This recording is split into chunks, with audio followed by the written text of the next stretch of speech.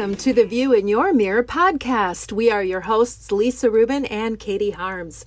From new moves to tried and true strategies, we'll dissect the ways in which clothing and a little organization can and does affect your daily life. Come along as we hope to inspire, engage, and shape your rituals as well as your shapewear. Lisa Rubin. Katie Harms. And good morning. Good morning. We're back at it again. You have a fabulous connection to the Skin Sisters and reached out, and they were kind enough to jump on board to join us on the podcast. So I'm super excited. I'm a little nervous. Why are you nervous, Katie? Well, because I have not done a good job over the years on skincare. I'm just going to tell you. Well, maybe you'll learn something today, and you can now, from this day forward, do new things to protect your skin. I think that sounds fabulous. I'm really scared. Am I going to have to throw everything out in my cabinet and start over? No, you aren't. They're not like that. Great. I'm excited to hear from them.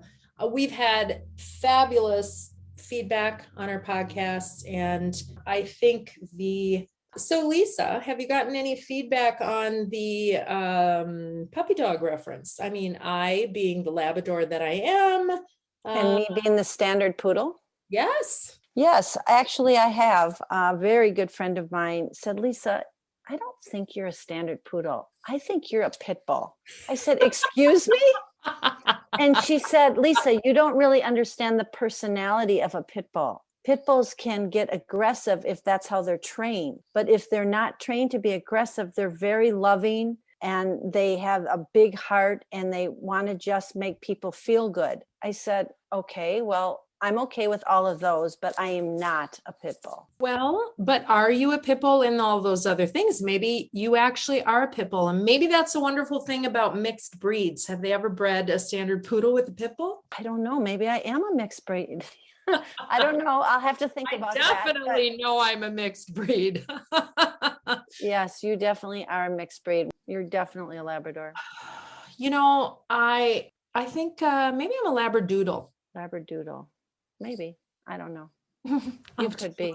You don't have curly. Well, you do have curly hair, actually. I do have curly hair. Yes. And well, sometimes it sheds and sometimes it doesn't. So we've gone way off kilter on this. What I am right now is a very happy grandma. I know, Katie. Congratulations. I am just so happy for you. And I know you told me he's perfect. He and is. Hopefully in the next, 3-4 months, we can get our daughters together because my daughter is also due this month. Exactly. And hopefully we can get us all together and our daughters can finally meet for the first time. I think it's going to happen. And I think it will be wonderful. And huge congratulations to our daughter, Danielle, and her husband, TJ, on the birth of their first child and our first grandson. So we're very happy to have our family growing, and we're madly in love with this little guy already. And you are not many days away from being a grandma for the very first time. And I'm telling you, there is no better club in the world. That's what I've been told. So I'm waiting to join the club. You will be a fantastic addition to that club. I'm trying to figure out my name. So that's to be determined. I have several options. Question. Well, tell me, do you want to share what the options are? No, not yet, because I told my daughter the other day that when I look into my new grandchild's eyes, I will then decide. Oh, okay. That's a new way to look at it. I love it. Whatever that feeling is, that makes a lot of sense. The fact of the matter is, once this child can talk, they're going to decide what my name is. Well, that's what I've always said too, is they'll name me. So, but you are going to be called something by your kids, and how you arrive at that. I think that's part of the story. So we'll have to see how you arrive, or what you arrive at. That'll be for a future podcast. In the meantime, talking about eyes and skin and all sorts of wonderful things that we need really good information on. And truly one of the topics that your clients ask you about all the time, right? Skin. Yeah. And We haven't talked about that on our podcast yet. We've talked about a lot of things, but skincare hasn't been talked about. And I just thought having the Skin Sisters is a perfect team to talk about that, because they really know their stuff. Well, what I love about women embracing other women is building them up and celebrating their successes. These are two young women who you have known for a very long time. Yes, I have. I actually have known both of them since they were born. And I watched them grow up into fabulous women. And I'm just so proud and so honored that I can have them on this podcast. That's fantastic. Let's get right into it. We are so excited to welcome the Skin Sisters to our podcast. We have a lot to talk about in the month of skin cancer awareness. Welcome, ladies. Thank you. Thank you. You sound so much alike. So I think we're just going to have to go with it. And people are going to have to figure out who's Brooke and who's Lauren when you're talking. Or are we going to know is your personality going to come through in our conversation? So I think our personality will. Okay. For sure. The funny thing is that we share so many patients, and sometimes they don't even know the difference. Like, even seeing us in person, they'll say, we've met before. Well, Especially now with masks. It adds this whole other layer. Like, you'll find that someone's being almost like overly cautiously polite or acting like, do I know you, but I don't know you. And I always say, like, I noticed that you met my sister a few months ago. It gives them some ease.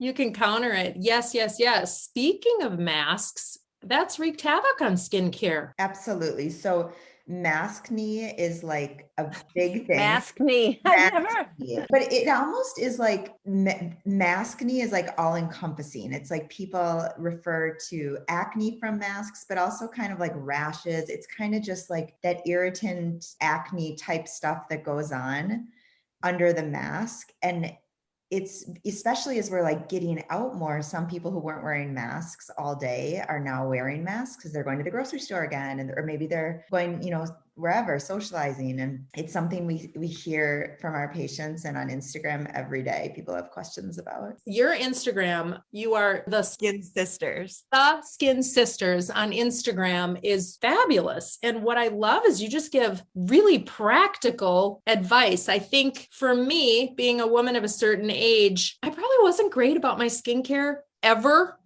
So there's still time for me to learn and change some behavior. And I love that you're not saying, oh, you have to use this regime or this regime. You're giving really practical advice. I think it's a fantastic Instagram account. I recommend it to my clients daily. You can go on, and the practical advice, anybody can get information from it. We focus the Instagram account with the idea. So we have another sister who does not work in the field of skincare or dermatology. And we kind of focus our messaging around the notion that we feel everyone should have the same access to high quality skincare and product advice as our little sister does. Oh, that's awesome. How did you guys get started? How did you get started? So it's funny, working in dermatology, we get a lot of questions from family and friends. Like, I'm at Target, I'm going to Mexico tomorrow. Which sunscreen should I get? Or what's the best value for eye cream? And there was a specific day, it was a few years ago, and it was springtime, and Brooke and I were at my house. And it was like one of those nights when our phone was just blowing up, text after text with skincare questions. And our husbands had kind of dubbed us the Skin Sisters in the past. And we kind of thought in that moment, like, this information, everyone wants it, kind of like what you need to know, actually, that maybe you wouldn't make an appointment for, but the little questions that everyone has. And we thought you shouldn't have to have our phone number in order to get that information. And we kind of just like on a whim decided to start this Instagram account as a place for that information to live. And I don't know that we ever intended to grow it or have it become its own business outside of our practice.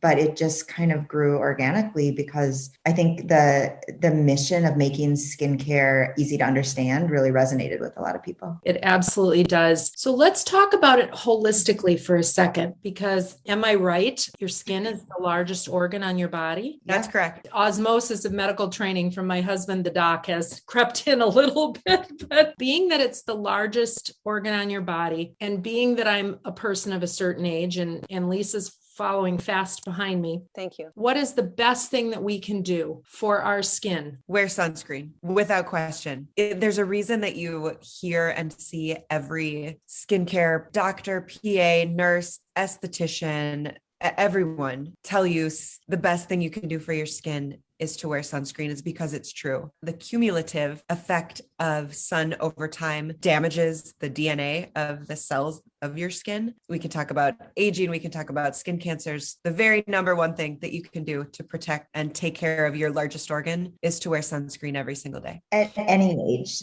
even starting in teenagers, or always you should wear sunscreen, but like this is something we're counseling everyone on. But there's so many different kinds of sunscreen, right? Like you can go to the store and you see this wall of sunscreen, and there's really, really cheap sunscreen and there's really, really expensive sunscreen. As somebody that has no idea what would be the best for your skin, what are the things you need to look for? So there's two basic kind of sunscreens. There's physical sunscreens, which think about like a sweatshirt, right? The sun can't get through the sweatshirt to your skin. And then there's a chemical sunscreen, and that absorbs the UV rays and spits them out. So they work in slightly different ways. Physical sunscreens work the best. Given, our choice, we'd have everyone using a physical sunscreen.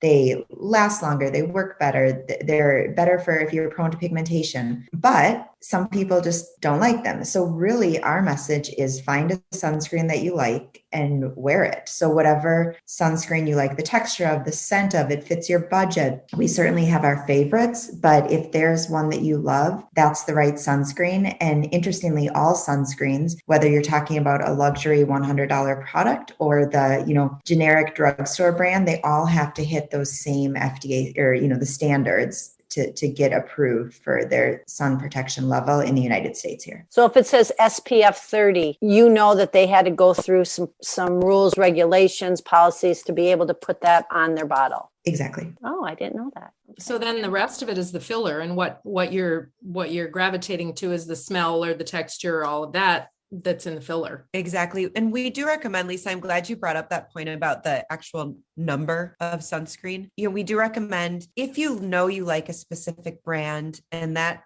brand's specific line and it's offered in a 15, a 30, a 45, and a 55, choose the 55. You do get more protection with a higher number. The very minimum that we do recommend is 30. And we also encourage, reapplication throughout the day. It can seem silly and it has been a more difficult message to manage during this time when people are at home and not driving places and not going on vacations and whatnot. But even just through your windows, through your car windows, going from your house to your car to the post office or whatever, you're getting cumulative sun damage. So to make it easy for daily kind of mindless application of sunscreen, because who needs another thing to think about, honestly, is if you just keep your sunscreen right next to your toothpaste or your toothbrush, you do your first application in the morning. Then there are lots of different products like powder sunscreens that we really like for reapplication throughout the day so that it doesn't feel goopy or look goopy, and you can just kind of spritz it on or powder it on, and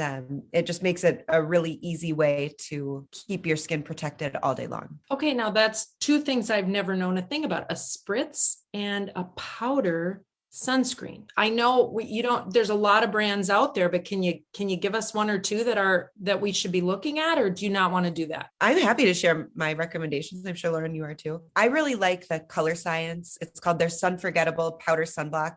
I believe it was the first to market as a powdered mineral sunscreen. I'm not positive, but I'm fairly certain. They have it in a variety of different skin tones as well as clear. I really like that product. And then Supergoop has, I believe they marketed it as like a makeup setting spray, but it's really just a facial mist with SPF in it. I love Supergoop. Me too. I love it. It doesn't feel like you have sunscreen on. Okay, I'm a former lifeguard back eons ago. I am blessed with a lot of skin pigment, so I rarely have I ever burned. Now, vitamin D, we've all heard about needing vitamin D and all of that. And if you've got the sunscreen on, how do you balance that? Am I now taking a vitamin D supplement for my skin as well and not worrying about, okay, I got to get some natural sunlight to get the vitamin D production? So there's so many points that we can use to answer that truthfully. Yes, especially all four of us live in Minnesota, right? We don't get enough vitamin D. We should be taking a D3 supplement. But even with wearing sun protection, first of all, in a perfect world, sun protection would work just that well, right? Where you don't get any UV rays. But truthfully, there's air in application, there's air in reapplication.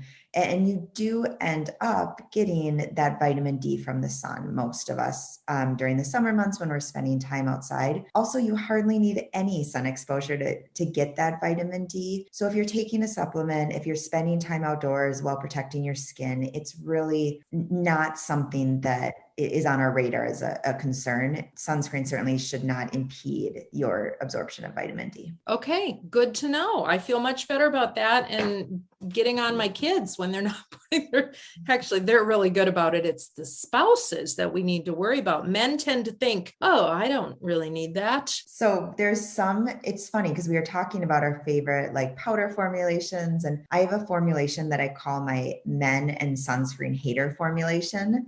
Because men just hate sunscreen. They want something like super lightweight, super easy. So there's a brand. They're so picky. They're more picky than anyone else. Oh, for sure. Yes. That's one of our bigger arguments or discussions we have is the sunscreen discussion. So Elta MD makes some really awesome lightweight formulations that the men like. I tend to recommend that quite a bit. They don't like putting lotion on their skin. Like that bothers them. Is there like a spray or something? So sprays are totally fine. I mean, a lot of people say like, that's a question we get often. Are sprays okay? And spray sunscreens are great. You said you like Supergoop. They make an amazing spray that dries really nicely. But the key is not to just do that quick spritz, over your face. The key is to like spray it close to your skin in an area that doesn't have wind. So it all gets on your skin, rub it in then, and only then do you actually have that advertised protection. That makes sense. We're going to have Okay, to. I have one more question on the sunscreen and then we can move forward. How about your scalp? Like women who,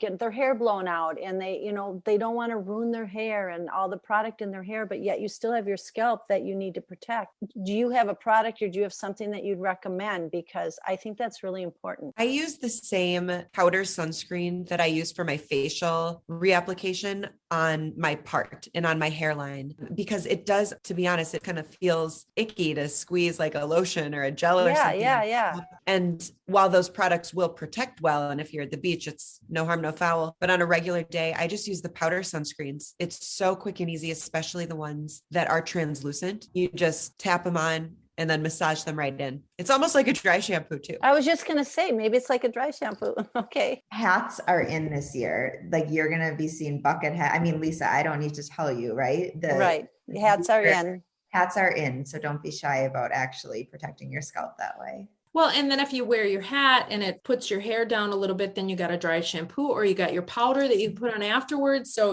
there are workarounds to being able to be very safe in the sun. All right. So for those of us who have maybe not had all the best track record in wearing the sunscreens and doing all of that, let's talk about the real serious matter of skin checks. Absolutely. Everyone, regardless of your age or your skin history, everyone should be getting one skin check every single year. And if you're someone who's had a family history, a personal history of, some advanced skin damage, certainly skin cancers or precancers, you should potentially be getting checked more than once a year, which is a conversation to have with your skincare provider. The exams are really quick and easy. People have a lot of anxiety about having them because I think we're sort of the only area of medicine where we're really looking at everything. In a skin exam, we look from the part of your hair to in between your toes, your nails, and everywhere in between. It's the only way to really screen for skin damage. And we know that when skin cancers and precancers, et cetera, are caught early, they are much, much more easy to treat. Better prognosis, better cosmetic result, everything. So the skin exam in itself takes, 2 to 3 minutes, maybe. I've never timed mine, but they're very quick.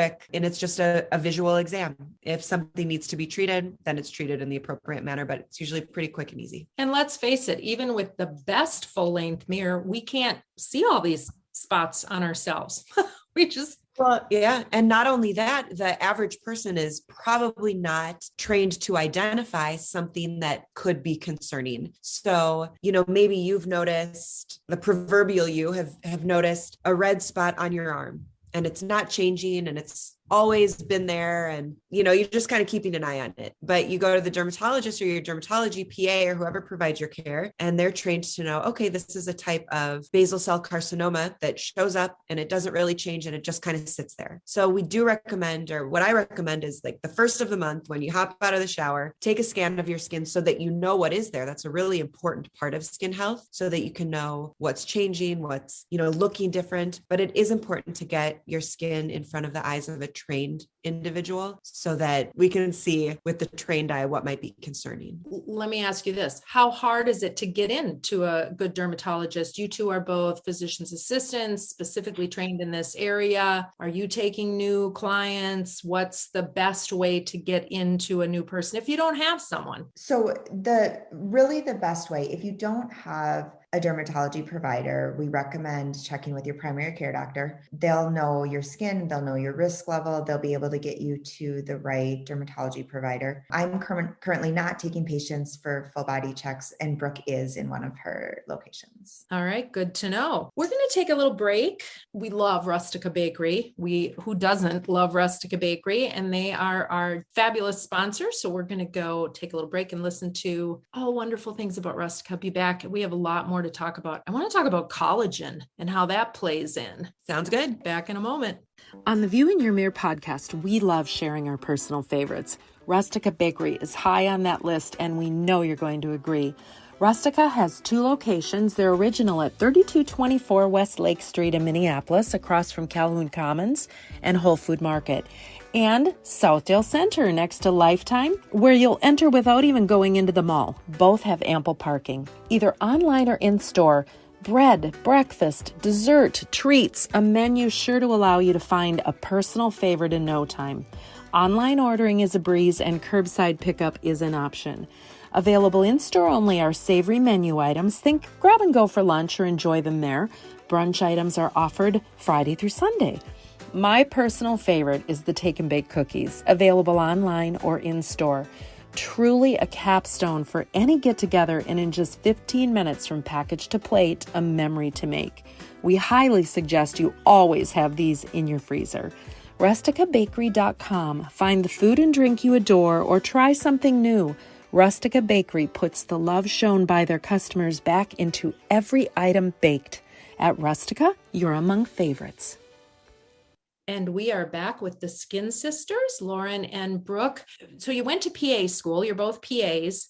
How did you both end up specializing in the same area?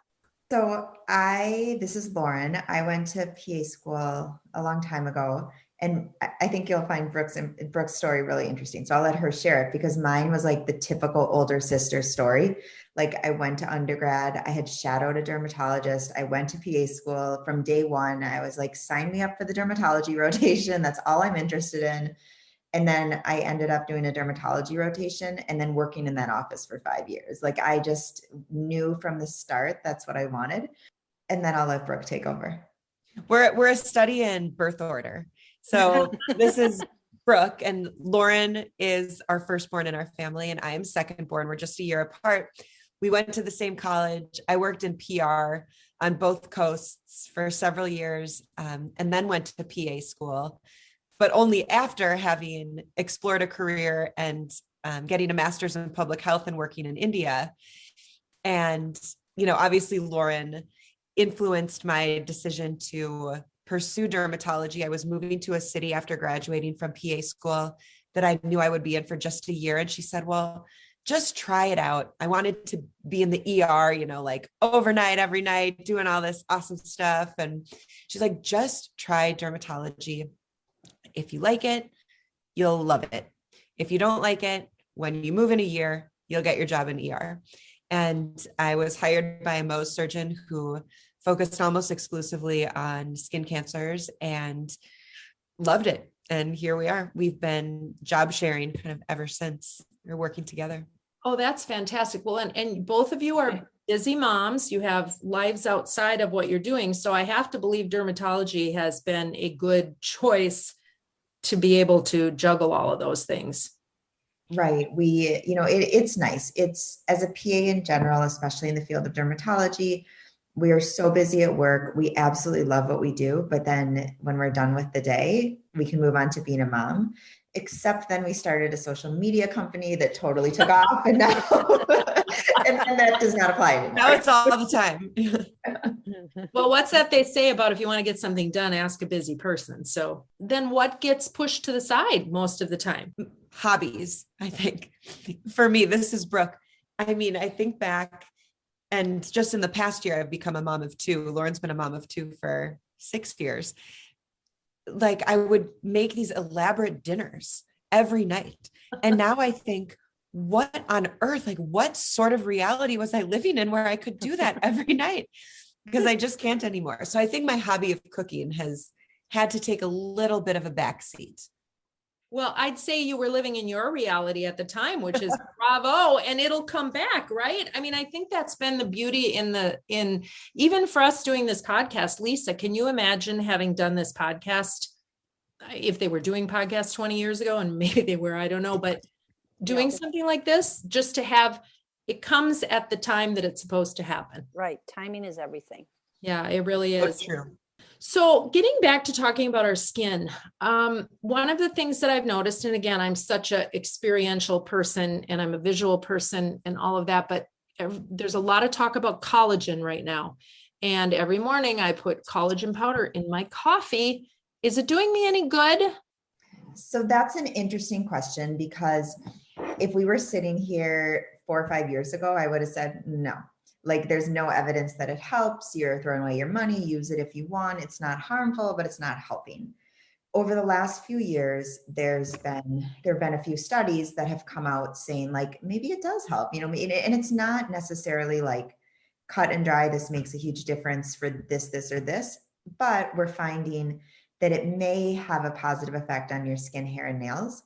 And the truth is that our patients, some of them, not all, but our patients are saying, we love this. We find that our skin looks better, or whatever it is. So as long as it's not dangerous, and especially if you like the habit of doing that, a lot of people do, it's part of the morning routine. There's nothing wrong with it. I will say, I personally, this is Lauren, I don't think it's like a critical part. Like, I have some critical things that, like, every patient who comes to me that wants to talk about anti-aging or skin health, like, we need to touch these topics. That's not one of them. And frankly, I don't use it myself because I don't like the taste of any that I've tried, but I think it's an okay thing that we're going to be hearing a lot more of. This is Brooke. I use the Vanilla Vital Proteins collagen powder every day. The brand really graciously last summer gifted it to us, and I actually really liked it. And so for me, it's like, I wasn't able at that time to do, to be honest, like all the skincare that I was used to, having a newborn at that time. But having a coffee was something that I just would not negotiate upon. And so I felt like putting that 1 scoop of collagen powder, I thought, okay, this is definitely not harming me. And it looks like, from the research, it could really be helping my skin, hair, and nails. And I like how it tastes. So I'm going to do it. You think it's actually helped your skin, hair, and nails? Like, do you see a difference? Then it's really difficult to know exactly like which thing is doing what when you're using a lot of things. So in this, like for me, I use, when I think about like my hair and nail health right now, I take a vitamin for it specifically, and I do the collagen powder. And then I have a ton of skincare, obviously. So like I said, and like Lauren was saying, I know it's not harming me, and I'm happy with how things are looking, and I like the ritual of it. So why not do it? You guys are very busy moms, and obviously you have your regimes that you are tried and true and work over time.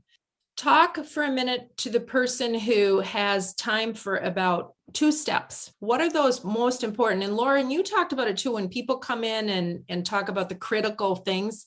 What are the critical things? So if you can only do 2 things, those critical things are this. And if you want to add the 3rd thing you have time for, give me a little step by step. So this is easy, because this is kind of how Brooke and I approach skincare, truthfully. Like, we aren't fans of the 10 steps. Don't get all the extra stuff unless you find it super fun. If it's interesting and fun for you, then go for it. But we are realists, and so many of the people that we care for just have busy careers, have busy families, don't want to dedicate that time. So we do kind of like to hone in on what really works.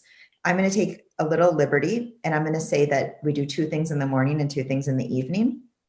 But I really think that the critical things, if we're talking about both anti-aging and skin health, in the morning, it's going to be using an antioxidant, for example, vitamin C, which is going to both repair, help with skin texture, help with brown spots, and mostly protect your skin against collagen breakdown.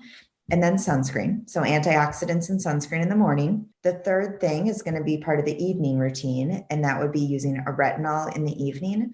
Retinols in the prescription causing retinoids, they regulate your skin cell turnover. So they keep those skin cells turning over, which from an aging perspective regulates the collagen production, helps to produce healthy collagen in your skin, helps to improve, the elasticity, helps to improve the skin texture and tone, but also helps to keep your skin healthy. It can get rid of some of that actinic sun damage over time that can lead to the development of precancers. So those would be the 3 things. And then I would say if we're doing 2 in the morning, 2 in the evening, throw a moisturizer over the retinol because it can be a little drying. Well, it doesn't sound too difficult. It's simple. Or time consuming. It's not. It should be easy. It should be enjoyable and fun.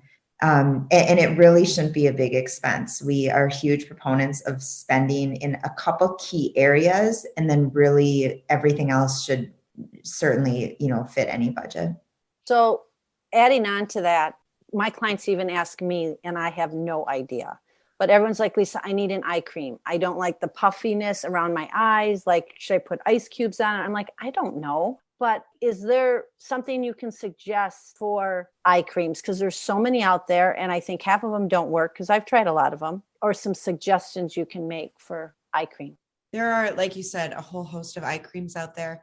I think about it, this is Brooke, in 2 silos. One, if someone just wants or needs moisture and they don't have significant concerns about lines and wrinkles, brown spots, aging, loss of volume, pick anything. Pick CeraVe hydrating eye cream that costs, $12 or whatever, and use it twice a day. That's easy. There are more nuances to picking your eye cream when there are more concerns like, loss of volume. I personally like to use and do recommend eye creams with peptides and growth factors in them. I like to use those in the morning. Skin Medica has a great one that we carry in our office. It's like a gold standard product and it's super effective. And it's actually a product that my husband uses. So I know that it's upper echelon in terms of how it feels. And then, like Lauren was saying earlier, using a retinol product. So now there are really high quality eye creams that have retinol and retinoid in them. And they can be really helpful at preventing teeny tiny fine lines from becoming deeper lines and preventing new fine lines from occurring. And Revision is a brand that we also carry and are just so impressed with. We both use their DEJ eye cream. Which is, I will say, the best eye cream I've seen for brightening dark circles, which is the number one concern I hear. The DEJ. But it's great for dark circles. Okay. So the other day I'm at my hair salon and my gal, I've been going to her for quite a while. She's fabulous. And we're talking about skincare and she had nothing but good things to say about you. And we talked about some other people we knew in the industry and just the importance of actually going in. She's much younger than I am. And we're talking about Botox and fillers and all of those things. Years ago, somebody had said to me, well, if you use fillers, let's just say you use fillers in your forehead or you use Botox in your forehead, wherever you put that Botox, the energy of your face still needs to move. So it's going to cause other areas to move and change as well. Made sense to me, but I thought, okay, I really need to ask you guys about that. And also, when is the appropriate time if you're thinking about fillers and Botox to think about doing is it better when you have less in terms of facial lines? So that kind of back to that point of, does it change things? And there's 18 questions in here, I feel like. And then when is it too much? I'll start and Brooke can kind of take over when I inevitably start rambling. Which I just did on the question. We can talk about this all day. No, you just hit the red button. I know. How much time? Warning. Okay. So the kind of middle question you asked, I think, is the good jumping off point. And that's, when is the right time to start doing Botox or Dysport or fillers or whatnot? And as far as Botox goes, and there's kind of a lot of backstory, like it's not quite so simple, right? But Botox, just from the simplest perspective, decreases overactive muscle activity, right? So muscle activity, like lifting your brows a million times a day, that leads to horizontal lines at rest, for example. So the right time to start using Botox, and this isn't an ideal world, right? But the best time is before you get those lines. So you notice that you have a habit of maybe frowning your brows together, or you have a habit of lifting your eyebrows a lot, and you're, noticing that throughout the day you're doing this a lot, using really, really light Botox to just help you fall out of that habit. And then those lines never develop, right? That's an ideal scenario. We're talking about usually in your 30s. However, many people come to us and they're in their late 30s, 40s, 50s, 60s, 70s, and they might have some lines at rest, which is great. We are not into no lines. We are not into no movement. But there's a difference between having a few lines because you're smiling and happy and have lived a wonderful life, and having deep, deep frown lines that make you look angry. And that's not a desirable look. So that over time, if you stop the overactive muscle activity that's leading to the development of those lines, and you really decrease the strength of those muscles, then, and with proper skincare, like we discussed, antioxidants and retinols, they can help stimulate collagen to actually fill in those lines once you rest movement in that area. And over time, you can actually repair those deep lines. So those are kind of two examples of ways that we use Botox, like at different times in your life. And I guess my point is that the ideal time is before you ever get a line, but there's really no like wrong time to start. Sometimes just approach might be different. I love what you said about not trying. I mean, I feel like some of this, the lines I've earned, they're my lifelines, my laugh lines, and those are good things. Totally. I'll have patients come in and I, both of us, and we're treating them for one area and they're like, well, I really want to treat around my eyes. My friend did it, looks great. And I will say, like, I don't think you should. You don't have big, deep lines. You have these cute little crow's feet that look great on you. And we're not interested in changing the way you look. We're just trying to make you and trying to help guide you towards looking like your best self. Like you woke up and it's your best day. You had a great night's sleep. You're hydrated. You're looking great. And we're preventing lines from developing at rest, kind of preventing and helping you age gracefully. That makes so much sense. When someone gets to the point of too much, because we've all seen it, especially if you spend any time in LA. Or when you've seen the lips. I sometimes say, my God, if she goes to a high altitude, her lips are going to explode. There does seem to be, like a tipping point, and everyone has their own idea of what is beautiful, and everyone feels beautiful in different ways. So what I might see on someone walking down the street as, oh my gosh, overfilled, over Botoxed, over whatever, that person might feel like that day is the most beautiful day of their life. So that always is something you have to take into account when you're working in the industry of aesthetics and skincare. Lauren and I don't kind of subscribe to the notion that you need to change yourself to feel beautiful. It's really about kind of optimizing who you already are, understanding the person, understanding their goals, and then gently guiding them through our expertise to a natural result. I'd say time and time again that helps people to just like actualize their own beauty from within. I don't know if that actually answers the question. It's just such a hot topic, and it makes me feel a little bit like sad when you see people who are obviously so augmented and so out of their natural kind of path, because there are ways for everyone to feel beautiful without going there. Lauren's been doing my Botox since I was 23 or 24. And like that has helped me to feel really great about myself. And I have no shame about, shouting it from the rooftops. But have I asked her to put, like 1,000 syringes of filler in my face to do one thing? No. I think also to your point, Brooke, well, first of all, let me back up and say that it's a lot about choice of who you see, right? So make sure your injector has a look that you can relate to and that you think they look good, right? And then often, like last night I was at a meeting and someone said, can I come in and treat just here? I hate this line. And I'm like, yeah, but there's more to the discussion because we might have to treat here all, like if you're talking about treating just between the brows, but then there's a forehead muscle right next to it that if we add just a few units to, you might look a little more natural. And so really it's all about having that open discussion. And then to Brooke's point about feeling great with Botox, another thing, something we really love is that if you're doing Botox, you're using great skincare, you're doing chemical peels, it's something little that you're doing every day. Maybe you're coming in for Botox quarterly, but then maybe you feel like you don't have to wear makeup, or you feel like you could, more confident. It's your skincare routine, your makeup routine every day is just simpler, and you can actually be low maintenance by taking these steps to keep your skin healthier. That's fabulous. We are the view in your mirror. That's the name of our podcast. And when we talked about doing this, it really started of what are the things that you do in your daily life that make you feel the best. Version of yourself. The best version of yourself, because you're the only you, right? And so I think that's the hardest part for me to see is when people I know or people I don't know, but I've known them and their looks do change tremendously because of the choices that they've made to use fillers or use Botox. And that's the saddest thing to me. I mean, I've seen, and I'm not anti anything. People have to do, as you said, what makes them feel great. I have friends who have had facelifts and feel great about them. And even in that realm have done them in such a subtle way that they still look like themselves.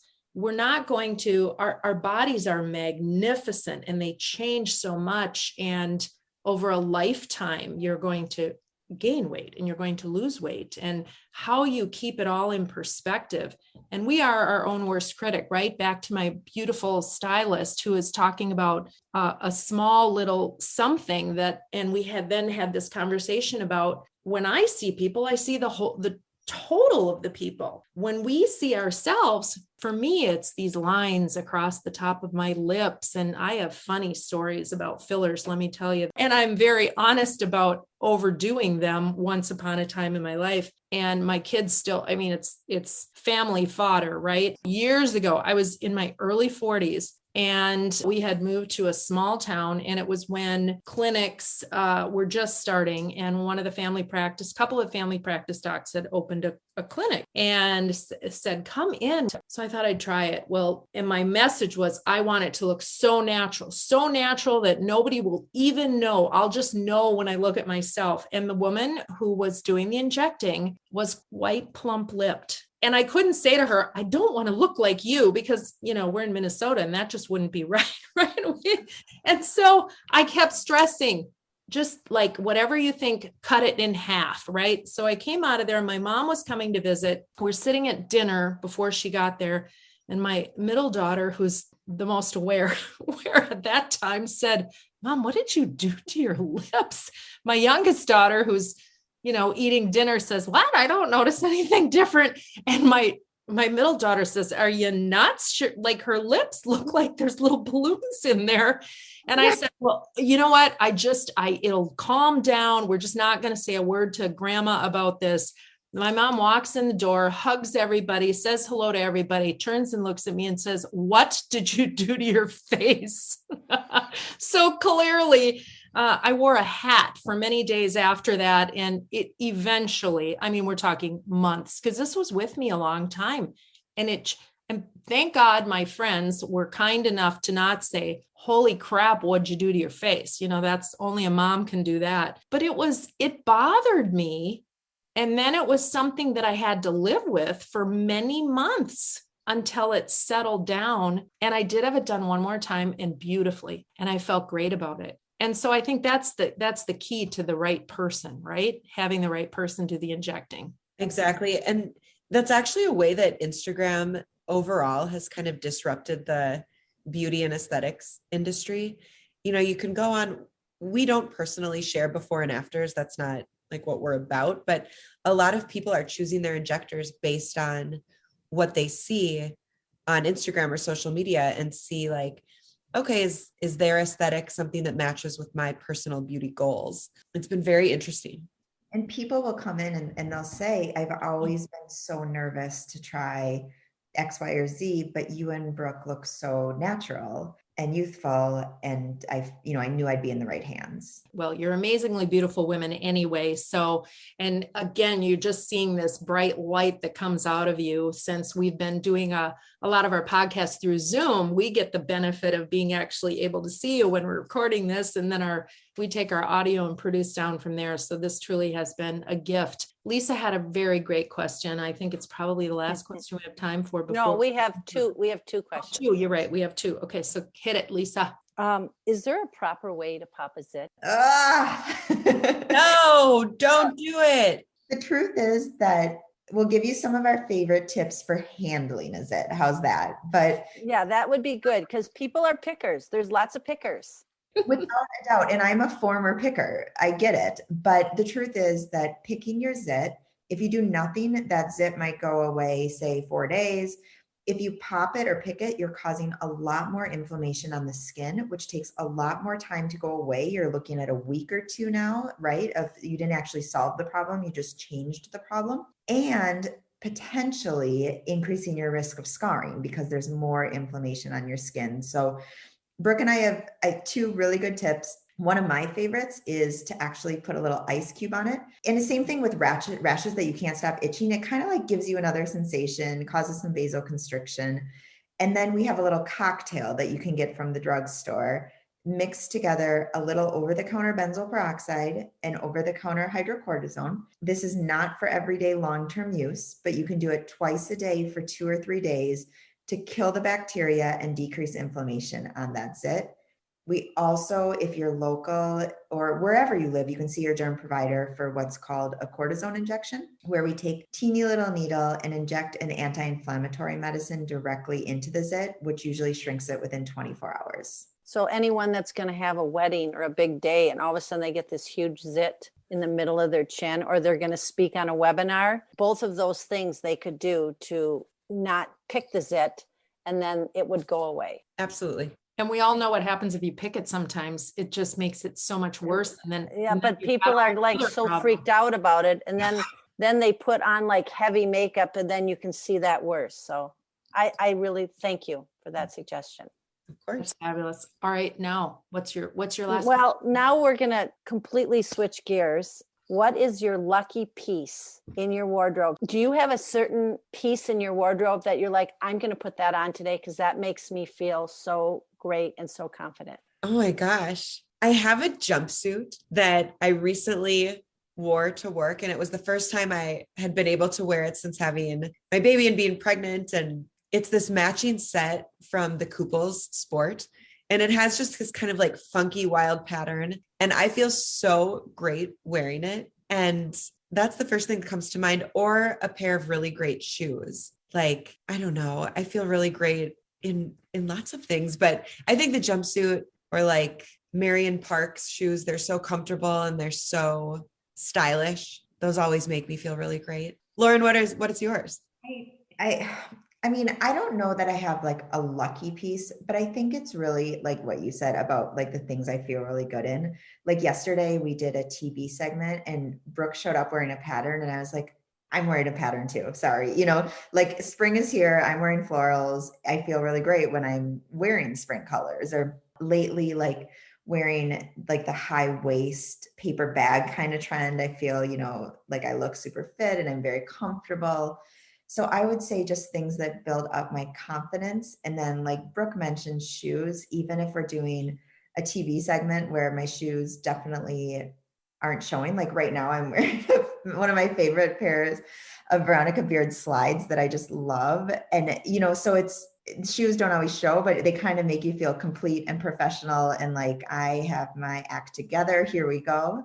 So I have a few favorite pairs of shoes that kind of make me feel that way. Those are great answers, because one of the things I talk about with clients who have been working from home and doing Zoom calls all day, I'm like, go in your closet and put on your favorite pair of shoes, because you just feel better when you have them on your feet. Absolutely. So good answers. We have probably thousands of more questions, but thank you. This has been incredible.